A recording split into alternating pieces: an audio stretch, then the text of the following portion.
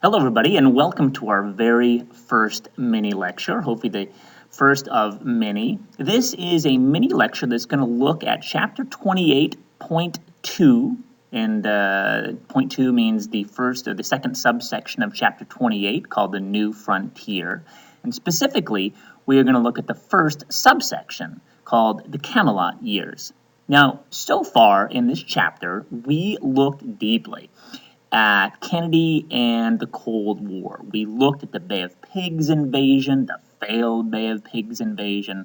We looked at the Cuban Missile Crisis, and then you read a little bit on the Berlin Crisis. So pretty much you focused on foreign policy. So 28.2 is going to focus instead more on domestic policy. What was going on with JFK's presidency at home?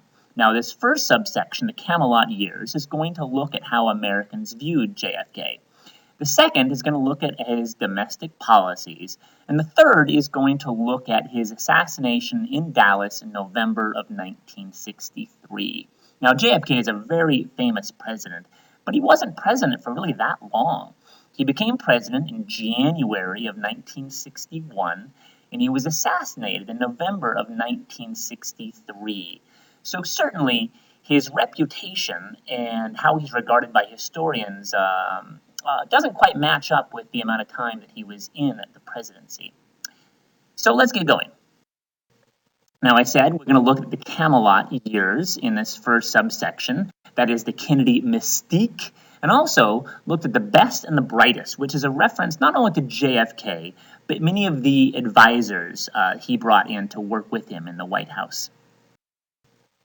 Now, that picture you see, I think what's the best picture I could find that captured the magic, the mystique, the sophistication of JFK and his wife. And that will give us a sense of why this subsection is called the Camelot Years. Now, the guiding question I expect you to be able to answer at the end of this mini lecture is, how did the country react to the Kennedy family? Now, Camelot, everybody knows the story of Camelot and King Arthur and Queen Guinevere and all that kind of stuff. But Camelot, in this sense, refers specifically to a musical that came out in 1960 that apparently JFK really loved. In fact, your book mentions the fact that he used to like, when he was going to bed, he used to like to listen to the recording and then sing along to a specific portion of the musical, where it said, "Don't let it be forgot that once there was a spot for one brief shining moment that was known as Camelot." JFK regarded his presidency as something that was different from other presidencies in the past. He really regarded his presidency as something special, and so did many other Americans. Now, to a certain degree, that special nature is captured in just who he was, the way he carried himself, and also his family, his beautiful wife. Now, the picture of Jacqueline Bouvier there, I guess they're probably married by the time they're sitting down for that's a picture from their wedding, Jackie Kennedy. She was a beautiful young woman, a couple years younger than he was. She spoke fluent French. She was very much into fashion, very sophisticated. And when she was First Lady, people absolutely paid complete attention to her, what she wore, how she carried herself, how she talked, all that kind of stuff.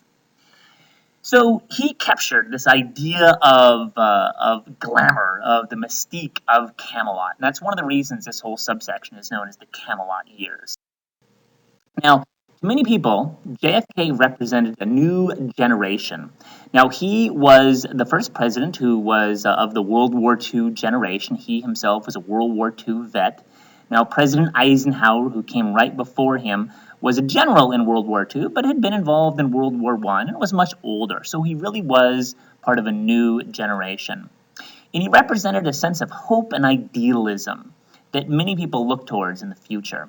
He also had a certain vitality to him, and athleticism and energy and exuberance to him that kind of energized the United States. Now, we're going to look at in a few minutes that vitality really wasn't real. It was just kind of a veneer.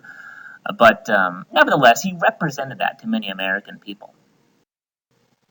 Now, of course, we talked about this in class before. We talked about how there was kind of two sides to JFK. There was the way he was perceived in public, and then there was his private life, which was not exactly glamorous.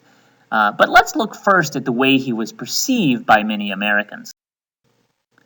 JFK and his wife, Jackie, embodied beauty, grace, and sophistication.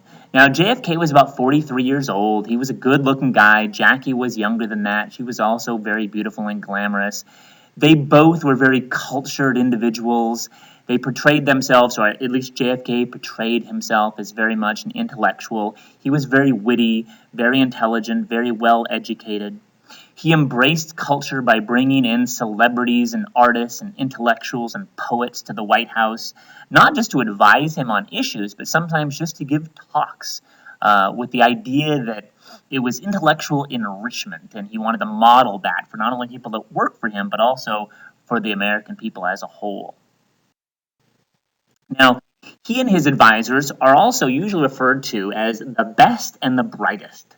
And this means he filled the ranks of his advisors with intellectuals and very successful businessmen. Now, you should know the names of some of these people because some of you played them during our Cuban Missile Crisis. There was McGeorge Bundy, who was the dean of Harvard before he became the national security advisor. There was Robert McNamara, Bob McNamara, who was the president of Ford Motor Company, very successful businessman before he became Secretary of Defense. Dean Rusk was the president of the Rockefeller Foundation, a big philanthropic organization, before he became Secretary of State. These are individuals who the public perceived he plucked from their various positions in the world of academia and business because he thought they were the most capable individuals for the job.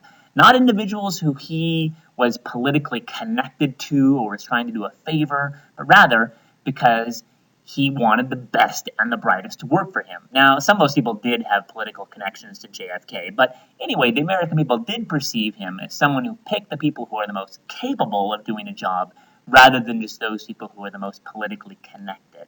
Now, the exception to that was Bobby Kennedy, who is JFK's younger brother. He was only 35 years old and had never really practiced law before JFK picked him as his attorney general.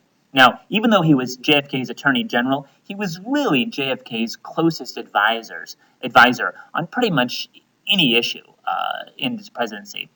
Now, Bobby was also a very smart, capable individual, but it was obvious he was not the most experienced person to be attorney general, and JFK received a lot of criticism for picking Bobby.